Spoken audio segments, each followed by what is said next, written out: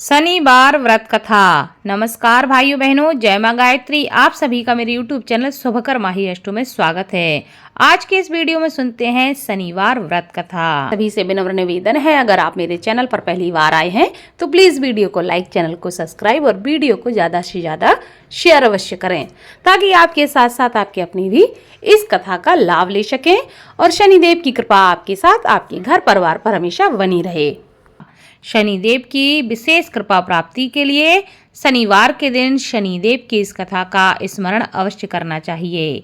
इस कथा को सुनने से तथा दूसरों को सुनाने से शनिदेव की विशेष कृपा होती है तथा जीवन के समस्त प्रकार के संकट समाप्त होते हैं। एक समय की बात है कि स्वर्गलोक में सबसे बड़ा कौन है, इस प्रश्न पर 9 ग्रहों में वाद विवाद हो गया। विवाद इतना ज्यादा बढ़ गया कि परस्पर भयंकर युद्ध की स्थिति बन गई। निर्णय के लिए सभी देवता देवराज इंद्र के पास पहुंचे और कहने लगे कि हे देवराज, आपको निर्णय करना होगा कि हम में से सबसे बड़ा कौन है। देवताओं का प्रश्न सुनकर देवराज इंद्र उलझन में पड़ गए। इंद्र कहने लगे, मैं इस प्रश्न का उत्तर देने में असमर्थ हूँ। हम सभी पृथ्वी लोक में उज्जैनी नगरी में राजा विक्रमादित्य के पास चलते हैं। वही निर्णय करेंगे कि कौन सबसे बड़ा है। देवराज इंद्र सहित सभी देवता उज्जैनी नगरी पहुँचे। महल में पहुंचकर जब देवताओं ने उनसे अपना प्रश्न पूछा तो राजा विक्रमादित्य भी कुछ देर के लिए परेशान हो उठे, क्योंकि सभी देवता अपनी अपनी शक्तियों के कारण महान थे।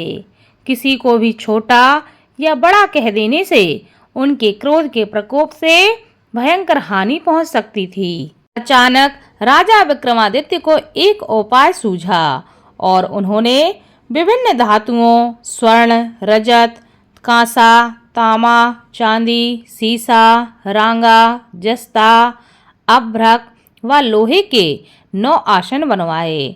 धातुओं के गुणों के अनुसार सभी आसनों को एक दूसरे के पीछे रखवाकर उन्होंने देवताओं को अपने अपने सिंहासन पर बैठने के लिए कहा। देवताओं के बैठने के बाद जब राजा विक्रमादित्य ने कहा, आपका निर्णय तो स्वयं हो गया है। जो सबसे पहले सिंहासन पर विराजमान है वही सबसे बड़ा है। राजा विक्रमादित्य के निर्णय को सुनकर शनिदेव को बड़ा ही क्रोध आया। शनि देवता ने सबसे पीछे आसन पर बैठने के कारण अपने को छोटा जानकर क्रोधित होकर कहा, हे राजन, हे विक्रमादित्य, तुमने मुझे पीछे बैठाकर मेरा अपमान किया है। तुम मेरी शक्तियों से अभी परिचित नहीं हो। मैं तुम्हारा सर्वनाश कर दूंगा।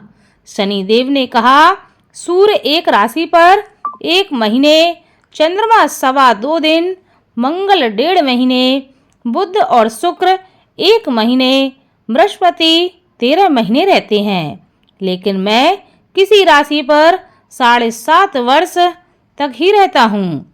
बड़े बड़े देवताओं को मैंने अपने प्रकोप से पीड़ित किया है। राम को 7.5 के कारण ही वन में जाकर रहना पड़ा और रावण को 7.5 के कारण ही युद्ध में मृत्यु का शिकार बनना पड़ा। राजा, अब तू भी मेरे प्रकोप से बच नहीं सकेगा।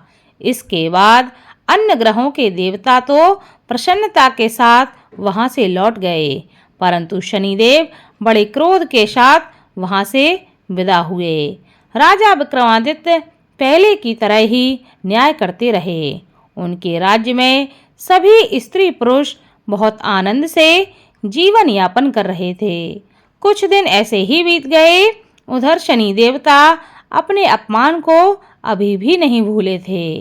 विक्रमादित्य से बदला लेने के लिए एक दिन शनिदेव ने घोड़े के व्यापारी का रूप धारण किया और बहुत से घोड़ों के साथ उज्जैनी नगरी पहुंच गए।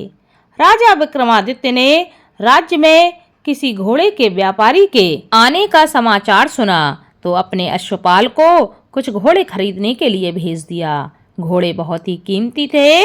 अश्वपाल ने जब वापस लौटकर इस संबंध में बताया तो राजा विक्रमादित्य ने स्वयं आकर एक सुंदर व शक्तिशाली घोड़े को पसंद किया। घोड़े की चाल देखने के लिए राजा उस घोड़े पर सवार होते हैं तो वह घोड़ा बिजली की गति से दौड़ पड़ा। तेजी से दौड़ता घोड़ा राजा को दूर एक जंगल में ले गया और फिर राजा को वहां गिराकर जंगल में कहीं गायब हो गया। राजा अपने नगर को लौटने के लिए जंगल में भटकने लगे, लेकिन उन्हें वहां से लौटने का कोई रास्ता नहीं मिला।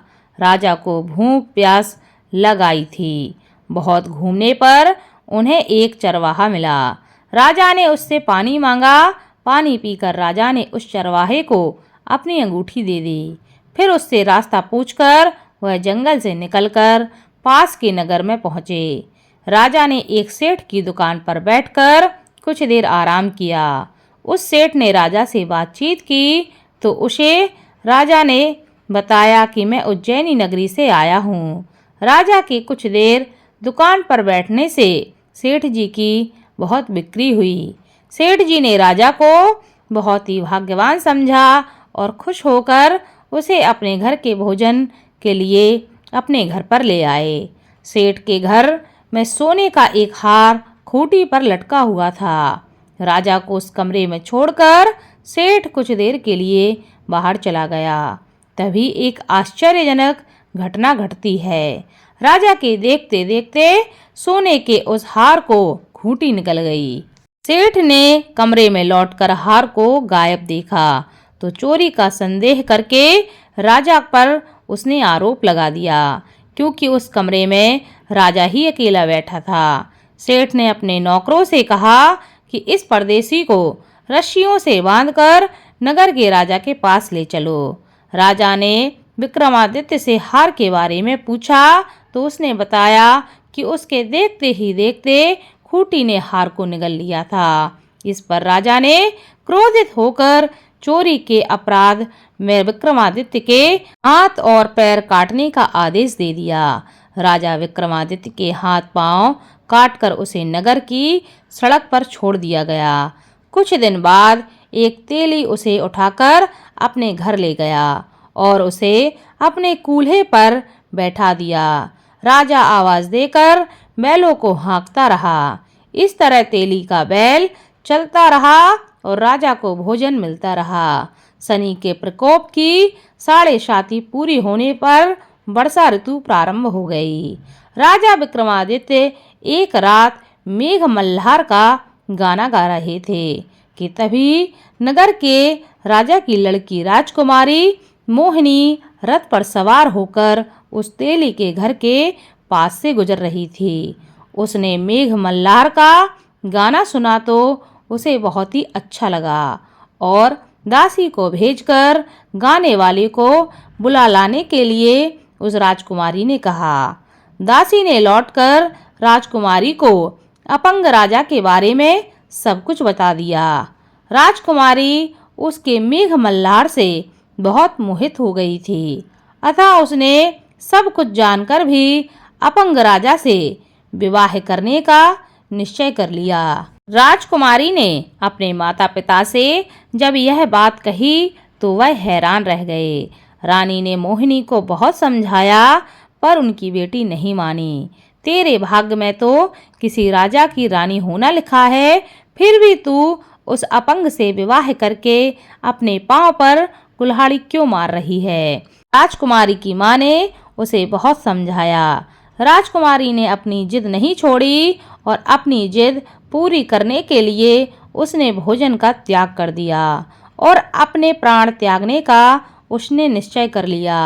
आखिरकार राजा रानी को विवश होकर अपंग विक्रमादित्य से राजकुमारी का विवाह करना पड़ा।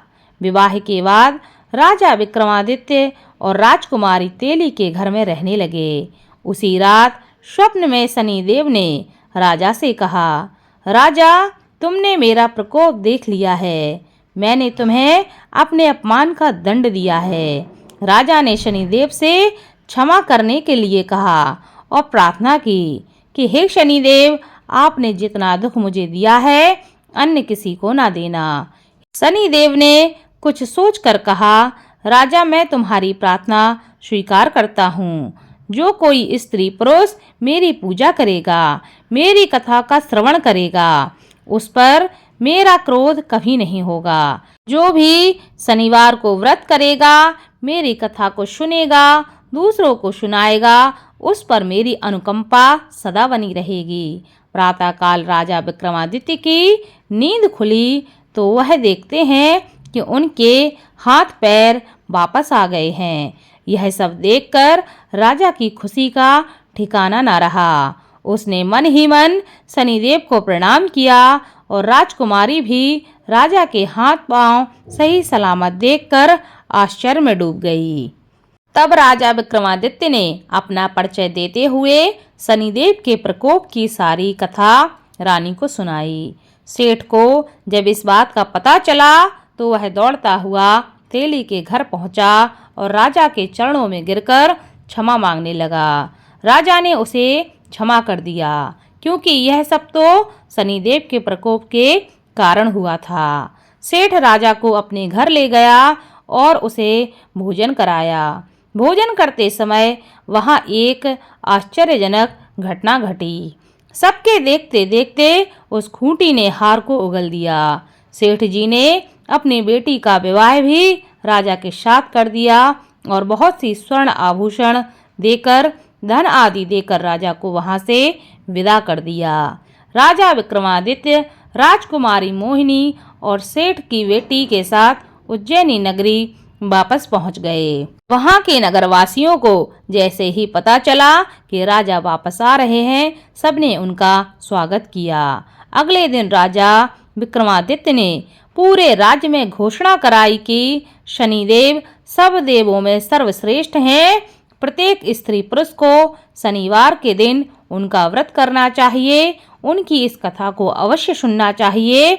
ऐसा करने से उनकी कृपा हमेशा बनी रहती है। राजा विक्रमादित्य की घोषणा से शनिदेव बहुत ही प्रसन्न हुए और शनिवार का व्रत करने और व्रत कथा सुनने के कारण सभी लोगों की मनोकामनाएं शनिदेव पूरी करने लगे।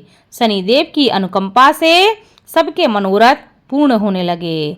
सभी लोग आनंद पूर्वक अपना जीवन यापन करने लगे। बोलो शनिदेव की जय।